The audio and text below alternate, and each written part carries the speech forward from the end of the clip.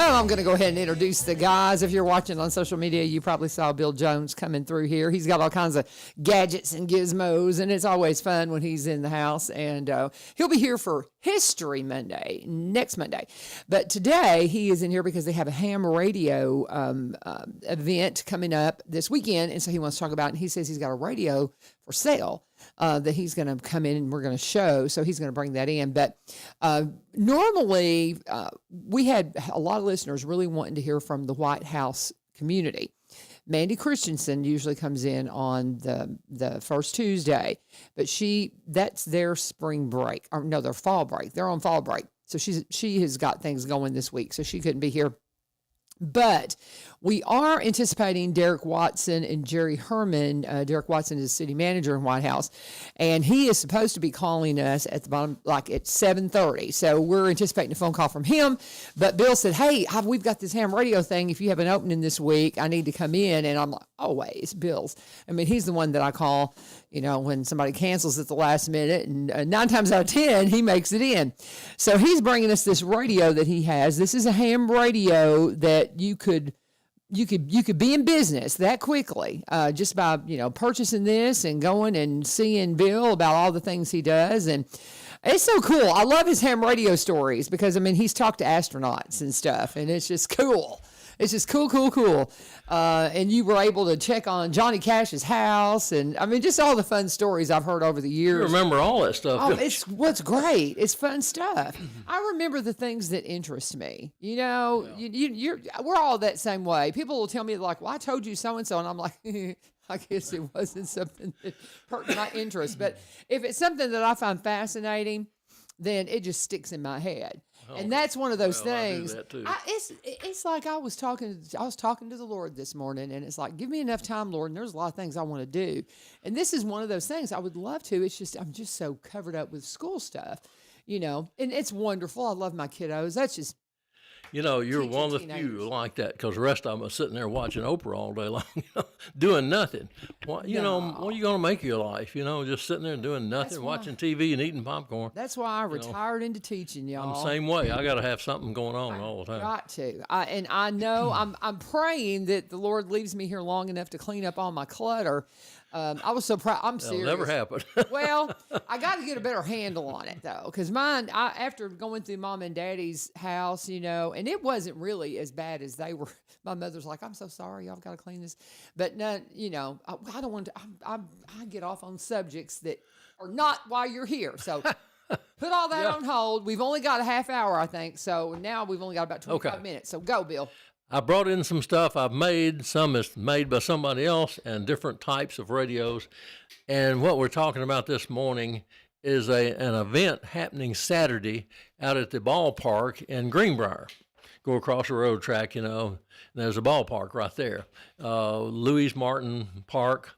There's a park area and a ballpark, and we're going to be setting up there. And there's 5 of us clubs around the Middle Tennessee area, Gallatin and us, and 2 clubs out of Nashville and some more that are all meeting together, and we're having, this is the biggest deal we've ever done, but this will be our first one, and the next ones will be bigger even. But what we're going to do, we have a lot of activities there for people who don't know anything about ham radio. We'll have a bunch of old timers like myself who will be at a booth, and we will talk about anything. You just ask us, how do you do this? What do you do this? What I have to do? And we have all the answers. I hear you. Supposedly. But anyway, we have seminars going on. We have an antenna seminar called Antenna 101, and we're going to tell you how to build a simple antenna and what you would need to use. We also have what we call a fox hunt. And what that is a hidden transmitter. And we use little radios like this, handheld, to find the fox, to find the hidden transmitter. I built one several years ago, a hidden transmitter. I put it in a little metal box, and I put it out in the park. And we met one summer out there, and we were all looking for it. So that's something we do every occasionally. And there's some other people building the little small transmitters. And the mistake I made at first, I hid it too well. Nobody found it. I said, well, that's not any fun. But I used to do them over in Nashville where they hid them very well. with a national club over there. So I'm used to doing it. But anyway, we're going to do that. We're going to have a emergency comms demonstration, and we have a joint offshoot of our club, Robinson County Amateur Radio Operators. If you want to look for it on Facebook, you just type in N4RCA. That's our club call sign, a radio call sign, and you will find that site, right? Robinson County Amateur Radio Operators. But anyway, we're going to have a meeting explaining how we operate in emergencies. You know, we're mainly communications. We don't go out and chase down wrecks and things. You know, we're communications. When the communications fail, we don't.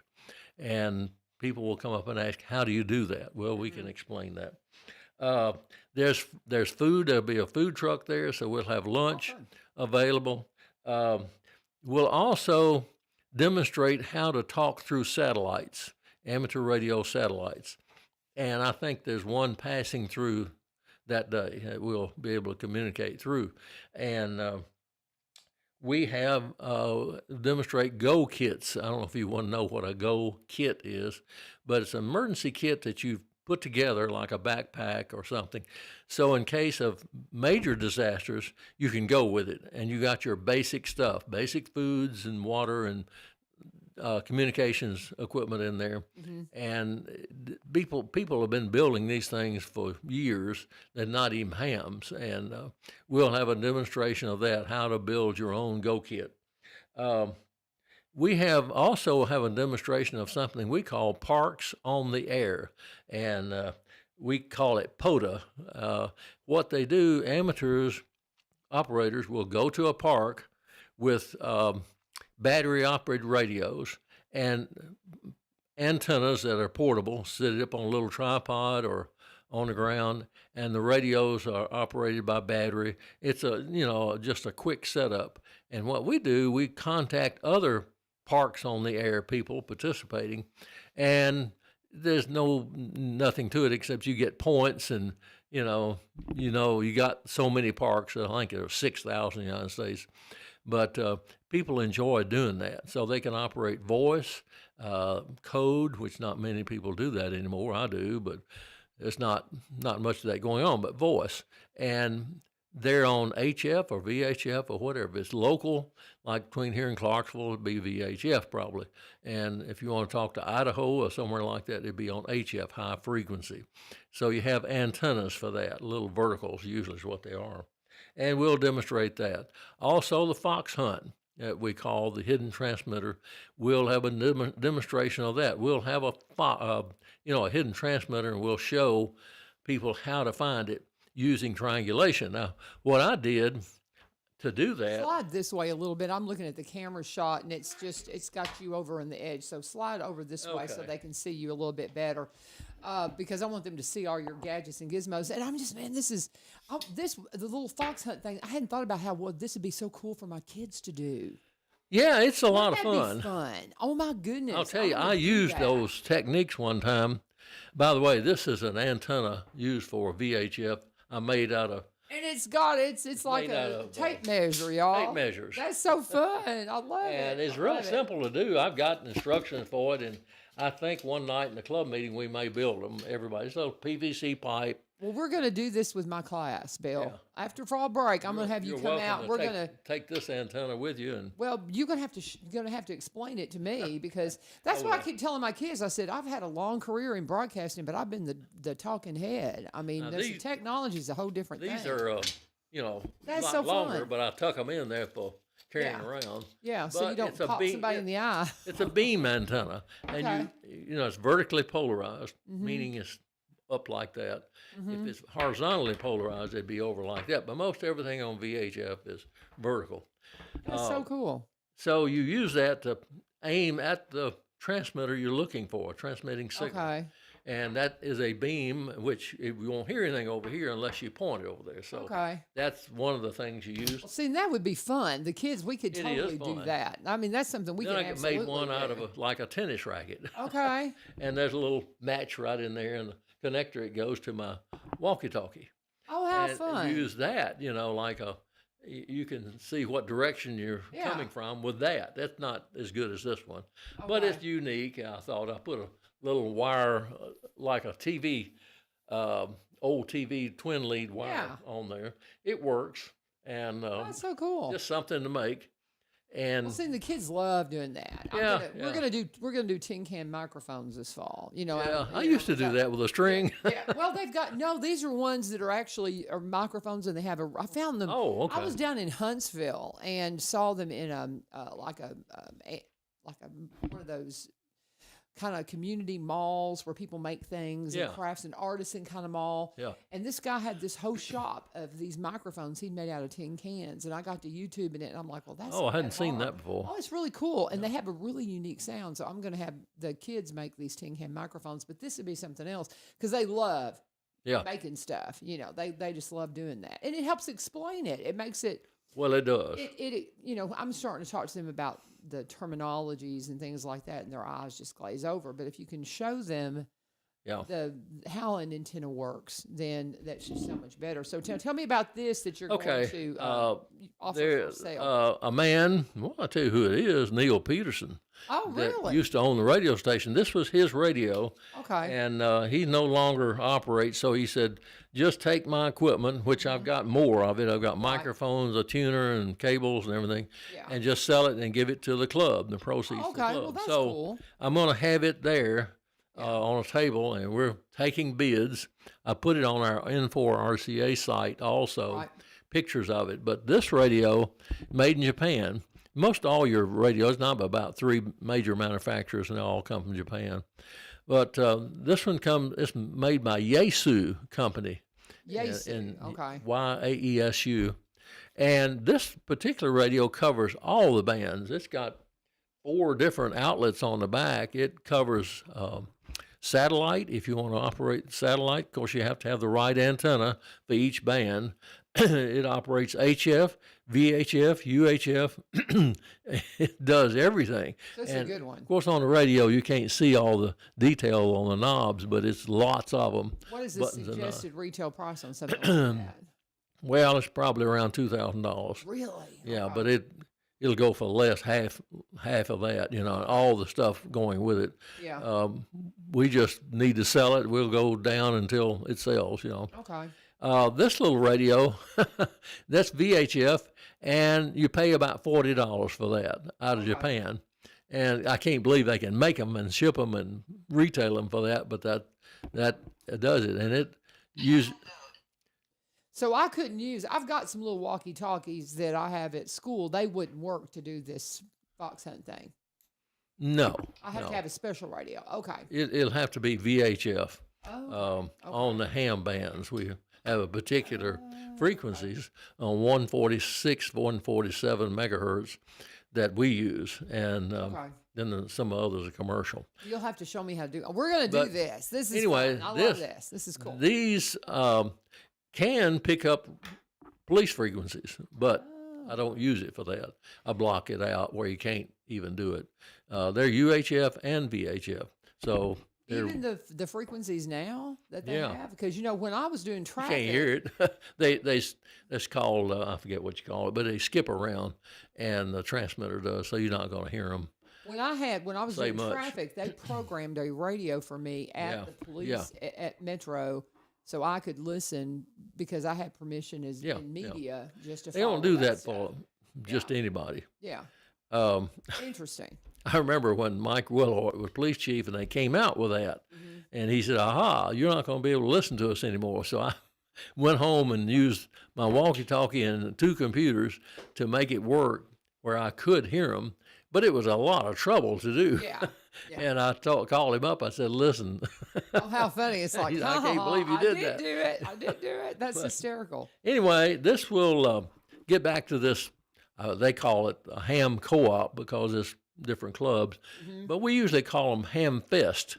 And you have tables set up with people there that want to sell some of their junk and stuff, and coax and antennas and radios and whatever.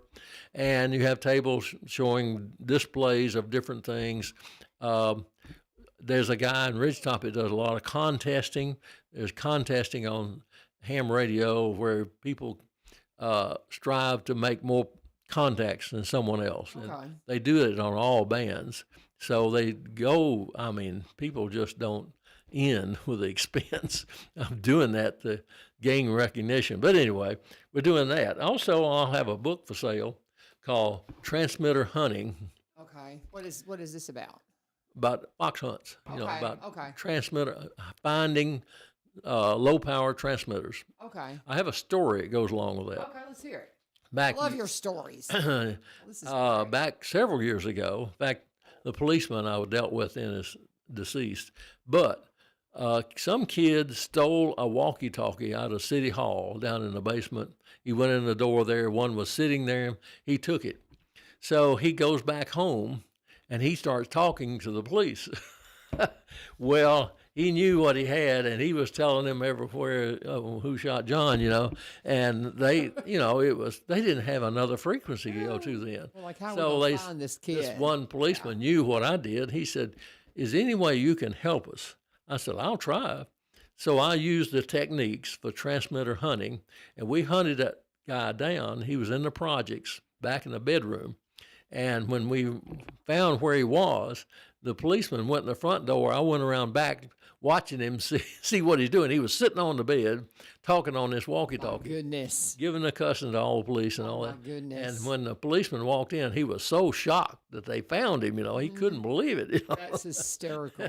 But it took probably 3 or 4 hours to do Yeah. that. It was, just had to hurry up and get everything together for UHF, which I normally do it for VHF. So that was an interesting scenario. That's a great story. That is a great story. I course, love that. The FCC, Federal Communication Commission, they can, if you're transmitting an illegal signal, they can triangulate you and find you in a minute. They're some really sophisticated stuff.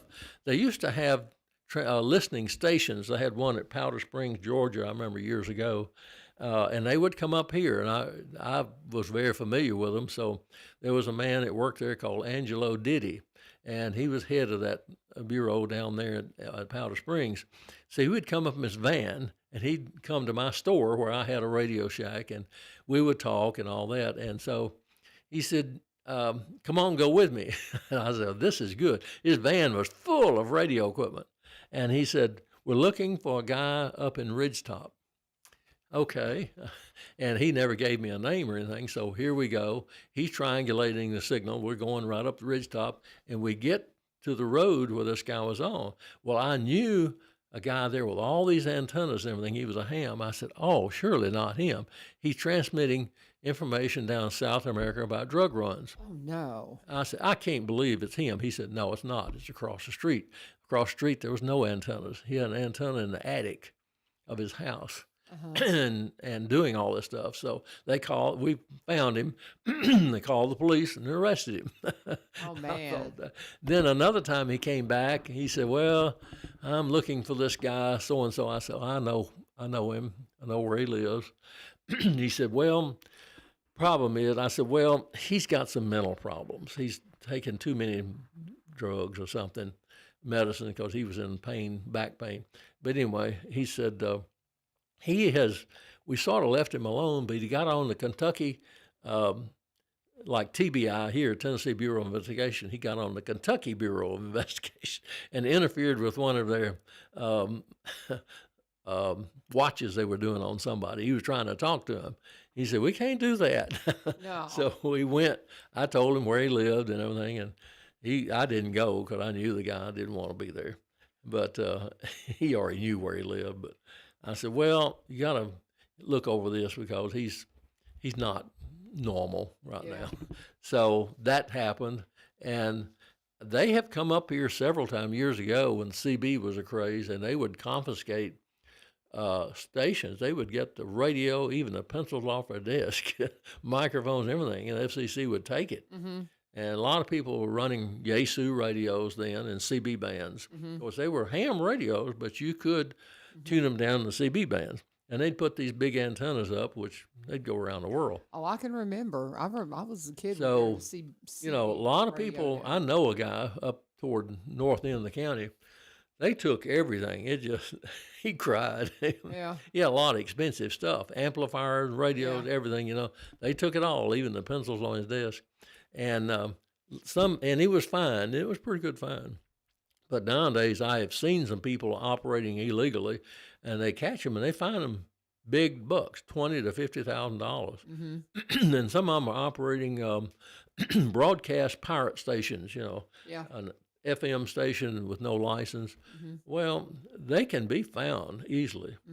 But with the cutback right now, time to operate because they shut the FCC down for right now, with all the arguments going on about the tax base, I guess. But there's so much. I've had so many experiences on ham radio I'd never forget. And like you said, I talked to Johnny Cash one time and Chet Atkins, and what it was, there was a big hurricane down in the Dominican Republic. And so someone had my name at Channel 4 or 5, I forget which, and they called me and said, can we send a cameraman out and you contact somebody down there? I said, well, it might take a while. So anyway, here comes one guy with his camera, and I said, now you got to take a picture of my antenna. It's a big antenna. I just built it, and I'm really proud of it, and I don't care what else you put on, put a picture of this antenna on there. That's funny. So he did, and so he gets up in my room above the garage, and I found somebody right off the bat down there. I couldn't believe I got somebody that quick. And he said, well, there's some small planes flipped over at the airport, but there's no big plane problems. It's just some little stuff going on. And then he showed some palm trees down and things like that. So about 10 minutes later, I got a phone call, and it was Johnny Cash. And he said, I hope this is okay. I said, oh, yeah. Are you kidding me? He said, yeah. The TV station gave me your phone number and said, I have a condominium down there. I wonder if you could find out if it's okay, because the phone lines are down. I said, well, it might take me a while. So that was a quickie, too. I came up really quick on that. I was surprised. It surprised me. I talked to a guy that was almost next door to his condo, and he could see him out the window of the condo. He said, all it is a palm tree laying down in the front yard. Yeah. That's all the damage there is. Yeah. So I called him back and told him. He gave me his private number. Oh, how fun is that? And he was just very down-to-earth guy, So he said, I have a friend that has a condo down there. You'd mind if he called you? I said, oh, that's fine. Then Chet Atkins calls. I just love this story. It's one of my favorites. And Chet, at the time, I knew he had a ham operator's license. He did have. He didn't use it much. So he asked me, well, it took me several hours to find somebody that was near his, which I did. It was no problem. And I called him back and told him, and he says, how in the world do you do this? I said, well, I learned to play the guitar in college, but how do you do it? Yeah, ain't that the truth? Yeah. I spend a lot of time on what I do, yeah, which I'm sure you do too. Yeah. So he laughed and he said, I understand that. Yeah, that's pretty good. And I'm anticipating a phone call from Dereck Watson with White House city manager, but I want you to really quickly share the astronaut story. Oh, okay. Share that one before when, then you can tell them about the event again. And this was anticipate many years ago when they first started flying around the Earth, and one of them had a ham radio license and radio, a little walkie-talkie. Now here, you've got about 7 or 8 miles between walkie-talkies here, but in space it goes a long ways. So I knew when they were passing over my ear. And of course, when they come over, they're not but just a minute or something, 2 minutes maybe long, and they're gone. Yeah. Up over Maine or somewhere, So anyway, I was riding down the interstate. I forget why I was going to Jackson, Tennessee. My daughter lived down there. That's what I was doing. And it was the time for it to pass over, so I just had this. And I tried contacting him, and back then it was one of the first times, so no one else was doing it because they didn't know about it. Yeah. So I contacted him, and we exchanged names and blah, blah, blah, and what are you going to do and all that, and they were gone. Yeah. So that's my first contact. After that, I built an antenna that could follow the satellites longer than this would. Yeah. And what the antenna did, I had a rotor that raised it up and down, and one it did back and forth. So as it passed over, it raised up and down and going to the right. And I could make longer contacts and more of them till I got tired of doing it. And now everybody does it. It's a common thing. And usually they set up a schedule of schools so they can make a contact with a school. Oh, that's cool. And the astronaut has a few minutes to explain what they were doing. That's so cool, though. But I think I love the Johnny Cash Chet Atkins story. Yeah. That's one of my Nobody favorites. believes me. Nobody believes me. Oh, I do. I mean, because you've had, and I forget that you used to own a Radio Shack and all that too. Some of the things, and this is why we really love talking to him once a month. And we have our History Monday, which will be coming up this Monday, and tease what you're going to talk about then. And then we also need to invite him again to this ham radio event before, and they may end up not calling in. We're anticipating a phone call from the White House City Manager, Dereck Watson, and his assistant, Jerry, but we'll bring them on here hopefully about 7:30. But in the meantime, tell them again about, go ahead and do the event first. Tell them about the event. The event is Saturday from 9 o'clock in the morning to 4 in the afternoon. And we've got all kinds of activities, people speaking. We've got, if you don't know anything, we've got a table of old guys. I won't say the women are old, but we have some women in our club that have a license. And we, it's not like CB. CB, you don't have to have a license. You have to have a license, and there's different grades or levels of licenses, which allows you to operate different frequencies. Keep going. Okay. And so if you want to come and learn what you need and what you have to do to get a license, we're there to tell you. And I'm an FCC examiner, and that is, we do it for ham radio, and several of us here are, and we meet the first Saturday of every month at a church on 17th Avenue, I think 16th, over behind Unarco. And we give tests then, and hardly anybody fails unless you just hadn't studied at all. So this is to get your ham radio license. And Jerry, I've got you on. Stand by with me just a second. We're wrapping up with Bill Jones. So say how I'm guessing Jerry's in. Is Dereck going to join us today? Yes. You're both there. Wonderful. Can y'all hang on for just a minute for me? Sure. Okay, hang on just one second. Go ahead, Bill. And so they're here. I've got them. They're on the phone. Okay. On the phone. Okay. So go ahead and wrap up that, and then tell them again. Where is this event Saturday? Louise Martin Park At 9 o'clock. in Greenbrier. Starts at 9. Okay. There's food. There's activities. There's seminars. And there's people explaining how satellite communication works, how fox hunts work, everything. We're going to have a lot of experienced people there. That's going to be So awesome. you just come and look through it and go home. You don't have to stay the whole time, but I love it. you look whatever you want to. Well, we need to wrap up because I do have Okay. them both on the phone, and I'll keep talking about this, and we'll look forward to talking to you on Monday with our History Monday. You got Very that. cool.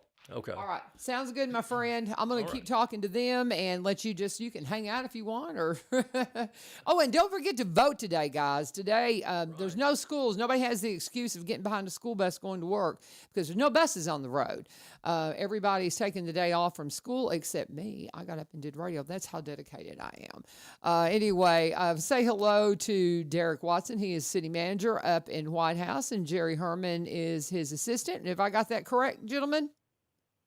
It's the opposite. Jerry is the city administrator, and I'm his assistant. Oh my gosh, I got it backwards. I apologize. Guys. It's okay. My apologies. I didn't have I didn't have Mandy here giving me all the ins and outs of it. I apologize.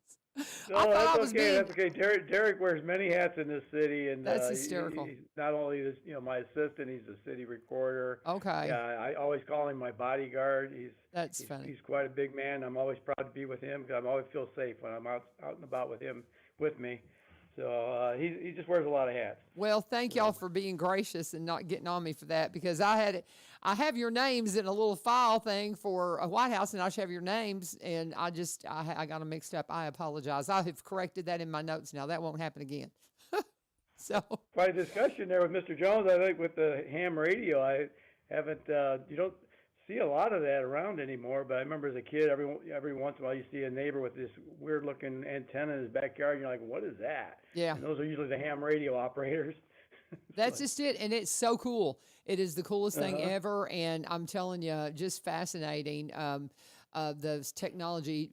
Bill was in militaries where he first got involved with radio, and he does a lot of weather stuff. Okay. But he's an interesting fellow, and so he's on the radio with me quite a lot. But when Mandy she's out of town today, and so they're doing this ham radio event up in Greenbrier, and he said, "Hey, I need that slot." So he came on in. But I just appreciate you guys coming on, because I do have so many people that want to know what's going on in White House. So we have with us City Manager Jerry Herman, and Dereck Watson is with him. And like you said, he's the recorder, he's assistant, does a little bit of everything. But where do we need to start? Y'all had your meeting. It's been about 2 weeks ago or a week and a half ago when you had your mayor and alderman meeting. Or We had that. how because here in Springfield we have we have our city manager and they have a mayor and alderman meeting. Is it structured the same for y'all? Yes, it's we have ours on the third Thursday of every month Okay. at 7 o'clock, and it's pretty consistent. We hardly ever miss a meeting. It's always on that third Thursday. Gotcha. So that works for us. And I'm not sure when Springfield has theirs. I'm not sure if they do theirs once a month or twice a month. Some cities do it twice a month. Once a month, and theirs is on the third. I forget. I have to look at my calendar. But I think it's the third Tuesday of every month. But I know for you guys, the big thing, one of the big things that y'all are dealing with is the census. And, so why don't we start there? Where are we as far as that right now? I'm going to let Dereck run with that because I asked him to cover the census issues with you. Sounds good. Well, the census started going door to door about 2 weeks ago, but due to the federal government shutdown, the Census Bureau has paused all operations, including our special census here in White House. This means local census work is temporarily on hold until the federal budget is passed and the Bureau resumes normal operations. As soon as so right now our rep with the Census Bureau is not working. So until he gets back into the office is when we will know, have more of an update. So we're kind of on a pause right now, unfortunately, until we get going back with the federal government. So right now we're on pause. Okay. Well, that's a pretty quick update, huh? I hadn't even thought about that, but yeah. Well, that was one thing Bill even mentioned is anything regarding the FCC. Federal Communications Commission is on hold right now because they're, still operating in a limited capacity because of the shutdown. So, yeah, I hadn't thought about that. So, what else did you guys have going on from your meeting that transpired? Well, I think just kind of announced at the meeting, but we had our ribbon cutting for our recreation center on Monday, September 29th. So that was a big deal for the city. It's something we've been wanting for decades.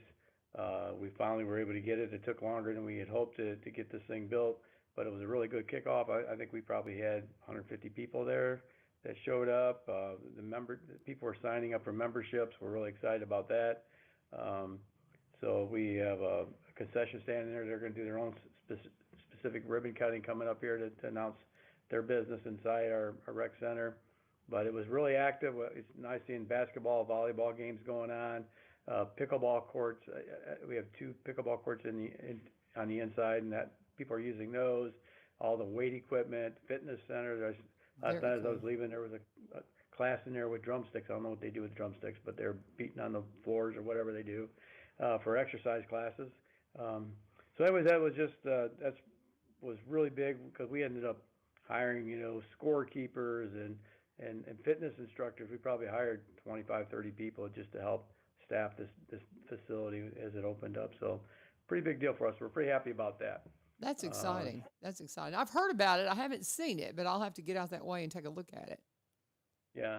Some of the other things that I announced to the board at their meeting was that Sage Road, we're on our third phase of widening that road, and it's the last phase of it. And it's been frustrating for the folks there because we had to do a major sewer upgrade along that road too. So that for the last 2 years at least, they've been dealing with construction along that phase, and it's mainly where a lot of residential live. So we ended up having some utility conflicts that stalled us.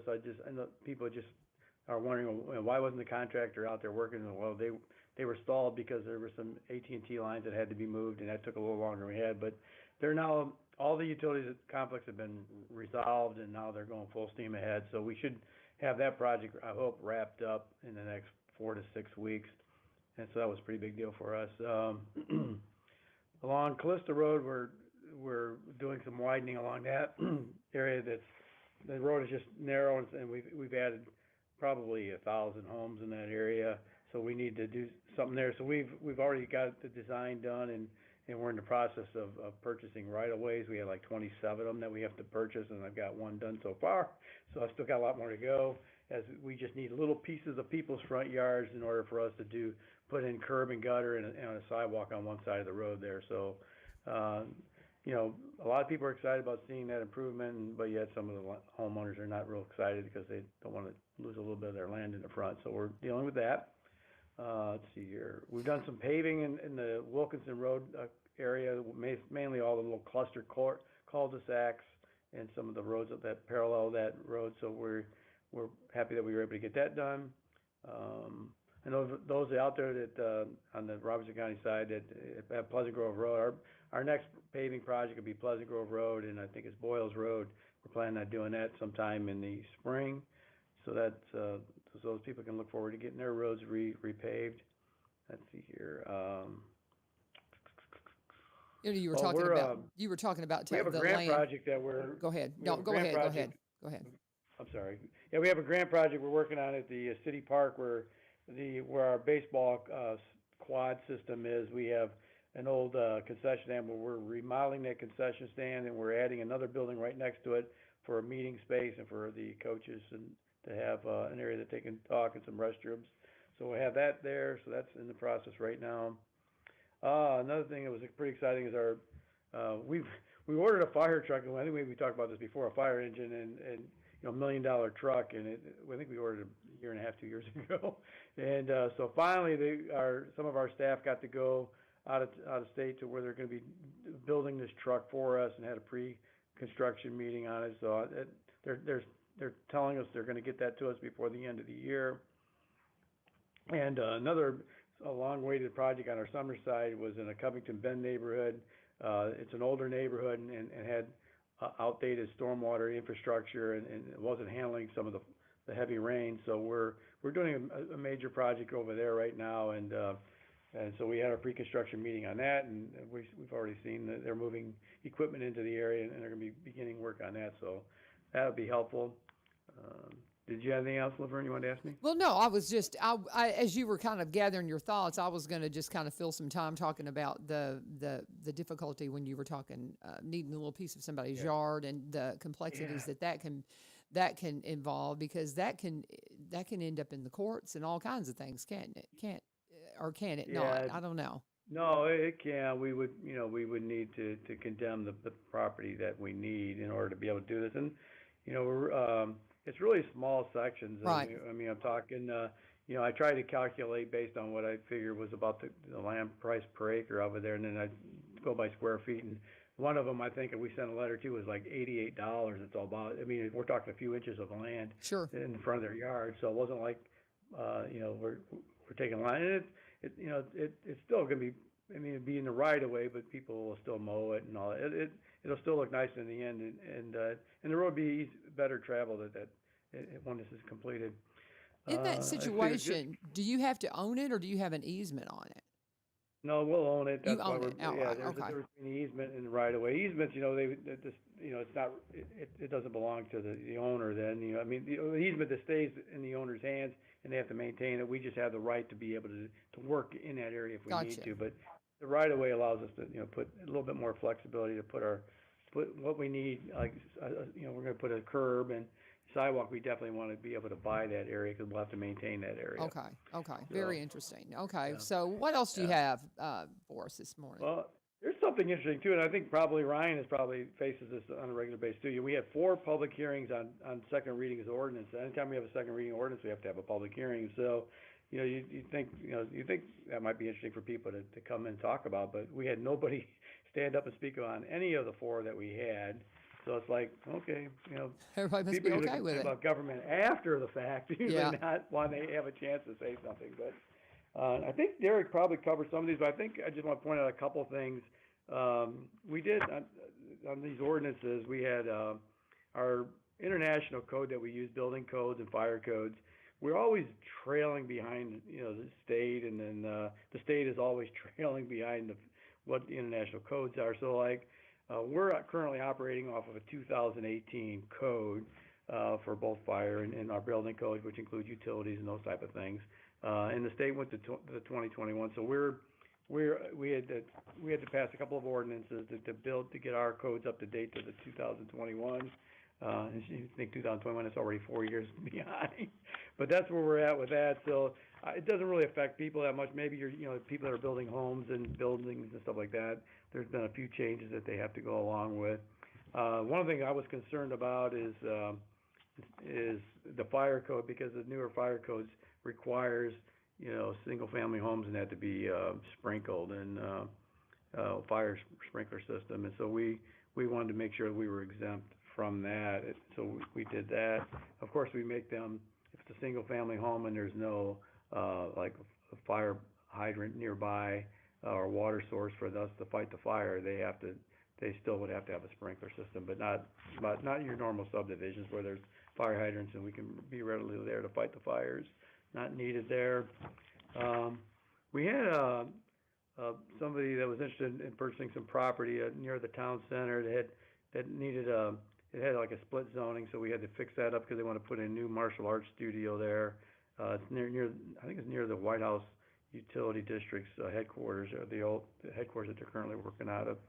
And this is a company that they already have their martial arts already in the city. They just wanted to build their own facility. They've been leasing a place on Eden Way for years, but they're expanding. I'm really glad to see that when a business wants to expand in your city. So we're doing that. What else did we do here?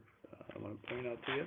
Well, we can remind everybody right now too that part of your area is going to be voting today because they're in Robertson County. So, right? Yes, that's really good. Yep, you've got the polling places will open at 7 a.m. They opened at 7 a.m. Will go to 7 p.m. So I hope everybody that's in the district that is running the special election today will get out and vote in your primaries. But part of your folks will do that, and others will not. But so that's always interesting. Yeah, with the raining, I don't know. Does that keep your voters away from the voting booth? I don't know. Unfortunately, it does tend to have an impact. That's one of the. I'm a school teacher.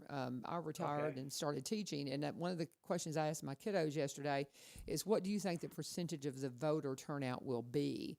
And I took their responses, and it was astounding. They were like, "Oh, 70%," and some of them got into the lower numbers, which will probably be where it is. It'll be whoever gets their people out, and that's who will be our who will be in the general on December 2nd. But I'm sure that's kind of being in the position you guys are in, where you are split between Sumner and Robertson's got to be challenging, and this would be one of those challenges, is you've got to deal with the polling places for the folks that are dealing with the election today.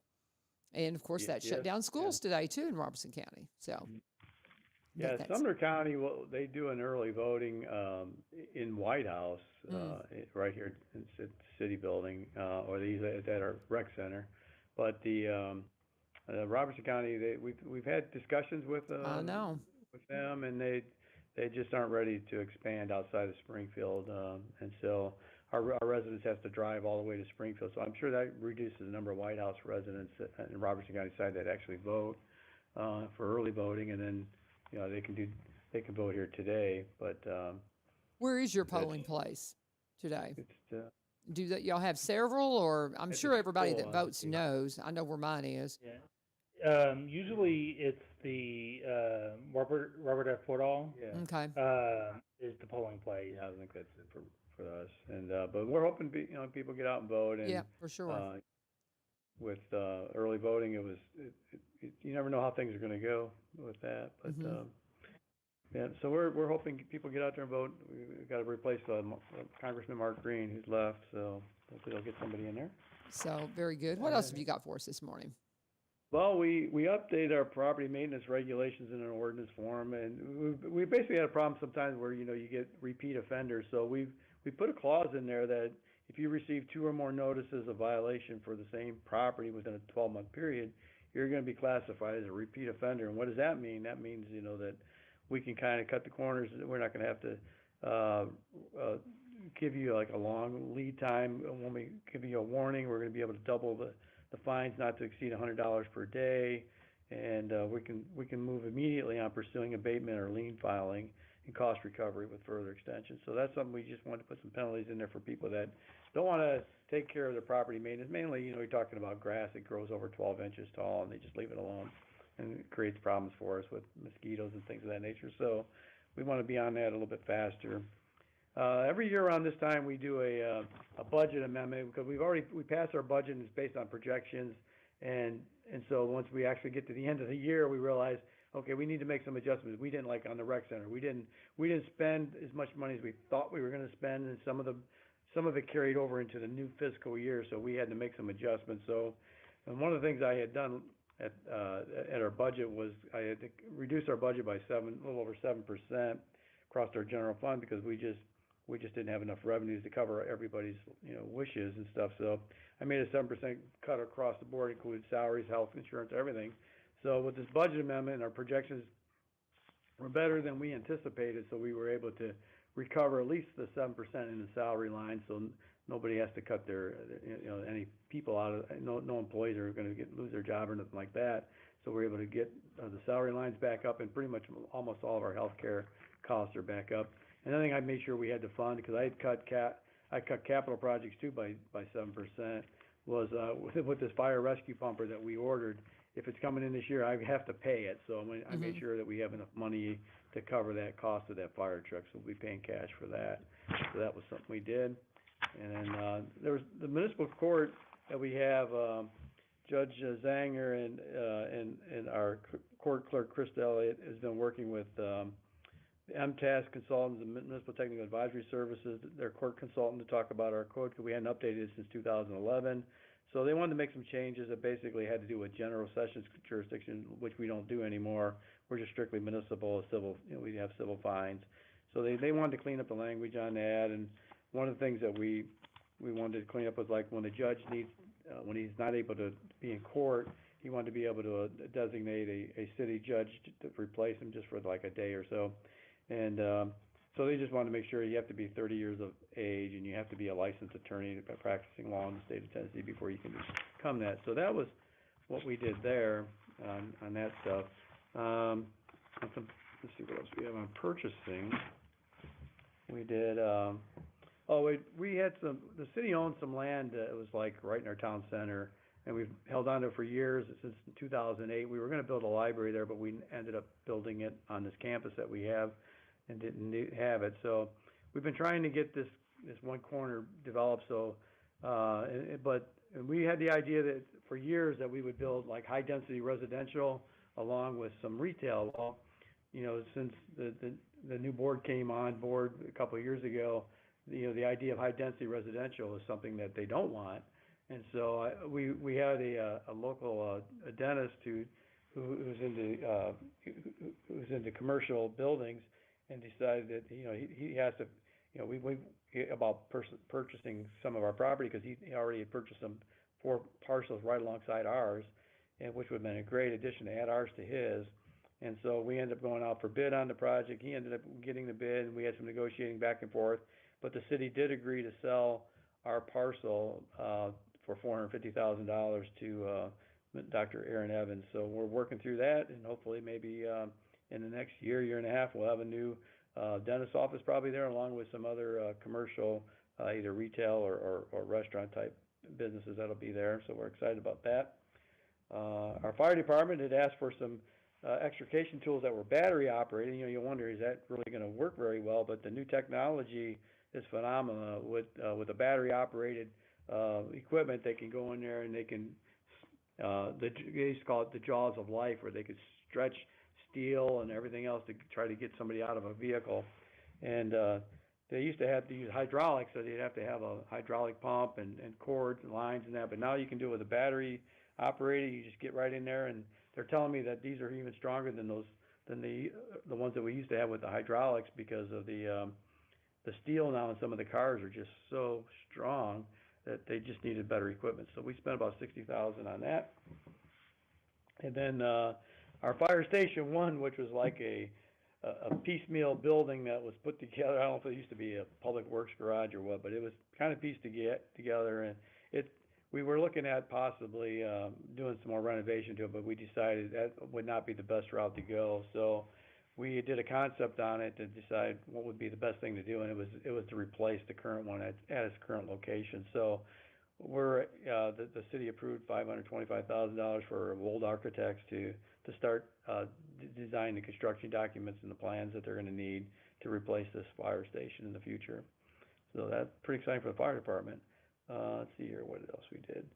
The wastewater department needed some money to fix some of their lift stations, and so there's a couple of roofs that were bad that they have to replace, and then there was some linings. They want to use like a spray liner in some of these lift stations to protect to keep them from leaking and that type of thing. So we spent about a little over $100,000 that type of thing, and then some trucks that they had to buy some lift gear on that. So what is a lift station? What is a lift station?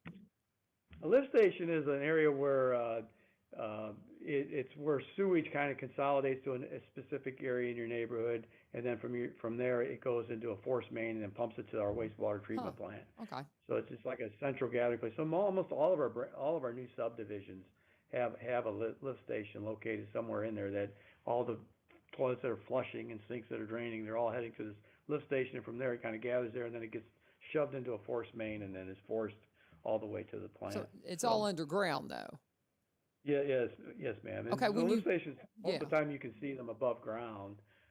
They're usually above ground. Sometimes they're lower, but and they go really deep. You might see a shell on top of the ground, but sometimes they're going to go 20 feet in the ground. Okay. So that's quite an interesting concept. In our city, we can get into this, but we have 3 different sewer systems, and it's kind of, we have a gravity, and we have a vacuum system, which is only have about 400 customers left on that, and we're trying to eliminate some of that stuff too. But we can talk about that another day. That's a whole discussion. Okay, that's interesting. Okay. Yeah. Well, and I want to let you know we did make a couple appointments to the board. The mayor did. He's got A.J. Allison has been appointed to the Planning Commission, and Sue Timms to our beer board, and Eric Thompson to our Industrial Development Board. And if you don't mind, I'd like to say a few things about our Industrial Development Board. Go right ahead. Yeah. We're going to be having a meeting, and usually I like most of our industrial and residential. I mean, most of our industrial and commercial growth is in Robertson County. So much so that I think 82% of our sales tax is generated on the Robertson County side of our city. So we have, and we usually work with Robertson County Economic Development. Vonda there is great to work with, and her board. And when we give like a pilot, a payment in lieu of taxes, we do it together, and so Robertson County will give a tax break, and we'll give a tax break. Usually we do it about the same. And so we have one coming up with Advanex, which is a Japanese company that moved their headquarters from California to White House a few years ago. They're growing so fast that they need to put a pretty large expansion onto their facility. So they're going to be going to our Industrial Development Board seeking some tax relief there. And Tate Ornamental, I mean, that's our local homegrown company that's Love just that done company. phenomenal. It's fascinating. Phenomenal in the city, So they're growing, and they're building another large facility near their headquarters, and so they're asking for some tax relief too. And shout out to Joey Tate. I got to thank him. He does a great job of providing jobs and good quality craftsmanship. So much so, we have these 3 buildings here on our campus, and when I found out what the walking track rail that goes all the way around the walking track, and then our stairwell has railing and stuff, it was the first time we got to have Tate Ornamental come into our building, and and fabricate something for us. And I thought that was just wonderful to see that the quality of their work is just amazing. It is amazing. That is an amazing company. I've toured it, and that's one of those things I'm like, I want to work here. It's so cool. So fascinating. We've got just a few minutes. Anything else you need to wrap up? Well, our Word in White House, it's a newspaper that the city has been putting together for years, decades. It was before 2008, before I got here, and we grew it to like we were giving it out twice a month. I mean, every other month. But this year, because of budget cuts, we cut it down to quarterly, a newspaper, and it just went out. It's very detailed. It gives a lot of good information from the different city departments and what they're doing. It talks about our Christmas parade, which we'll be able to talk about that in the future here too, because we're already planning for that. You have to plan months and months ahead when you're having these big events like Americana and our Christmas on Main Street. Those take a lot of planning. So we're working on that. And Dereck, anything else you want to cover? I think you covered everything. Yeah. Well, we're hoping the government will open up and we can get our census going, because this is terrible, LaVern. This is our second time we've been stopped along along this process. The first time was the hiring freeze. January. Yeah. And that took a few months, and then all of a sudden now we got a shutdown. It's like, oh my Lord, we just want to count the people in the city. Can we just get it done? Well, and I just didn't even think about the shutdown being affecting it, but of course. And so, yes, we're all ready for that to get resolved. But thank you, gentlemen, for joining us so much. And we'll, as you were talking about all the Christmas stuff, that'll be one of the main topics we'll need to talk about when we get you back on here next month. That'll be the first Tuesday of the month. We'll visit with you guys and Mandy to find out all that's going on in White House. We appreciate y'all giving us your time. City Manager Jerry Herman and Assistant Dereck Watson, thank you guys so much. I appreciate it. Thank you. Yeah, thank you so much. Appreciate it. God bless you guys. Have a wonderful day. And remember, guys, get out and vote today. Polling places are open. They will be open until 7 p.m. tonight, so you want to get out and do that. Before we go, though, I want to talk about one of our sponsors. We're going to talk about Barry and Rebecca Richards. We're a little bit out of time as far as I was going to talk a little bit about the Bernard Farms. They've got Fall on the Farm coming up. Don't forget, on the 11th. You got to get out for that. That'll be this weekend. But we're going to talk about Barry and Rebecca Richards with Exit Prime Realty, our full-time, longest-running sponsor. Cannot end the show without reminding you of all the wonderful things that Barry and Rebecca do. They were at an event in White House, actually, last weekend. When you see these community events, they're 9 times out of 10, if they're available, they've got a table. And that is a great place to come in and just sit down with them, talk to them about your real estate concerns. One time I've sat down, I did a free market analysis. They can do that kind of stuff sitting right there. And not because I'm interested in selling my property. It's just people tell me how much equity I have. Do I want to pull out any equity?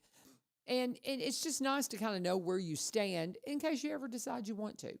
And so it was nice just to kind of see those numbers. But you can do that with them anytime when you see them out and about. Or you can just give them a call. Go to sellwithbecky.com or buy.robertscounty.com. Reach out to Becky, or here's her number, 615-504-7425, 615-504-7425. And she'll be glad to, she and Barry will be glad to sit down and talk to you guys about what exactly you can be expecting if you decide to put your property on the market, or if you want to pull some equity out. Maybe you want to be a realtor. Barry says he's going to be super honest with you, and he might talk you out of it because it's not for everybody, but if it's for you, man, it is a great time, and you will love what you do. Rebecca's been at this a very long time. She was in radiology before she had kids, and then she raised her kids, and as she was getting back out into the workforce, she had been doing real estate enough that she thought, I think this is what I want to do, and she wanted to find a company that had everything she needed to be successful, and that's what she found in Exit. So when Barry came on board, he was vice president of a media marketing company for 17 years up in Nashville, and when he came on board full-time with real estate, he opened a brokerage office here in Springfield. She has her agency office in White House. The two together make a new branch in the Exit tree. They are Exit Prime Realty. You can Google Exit Prime Realty, Barry Richards, Rebecca Richards. You'll find unique social media pages. You'll find unique web pages for them. They work independently, but also together.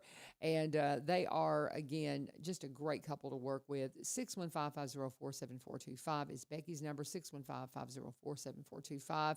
And when you reach out to them, be sure and let them know always that U-Turn sent you. And thank you guys for joining us today.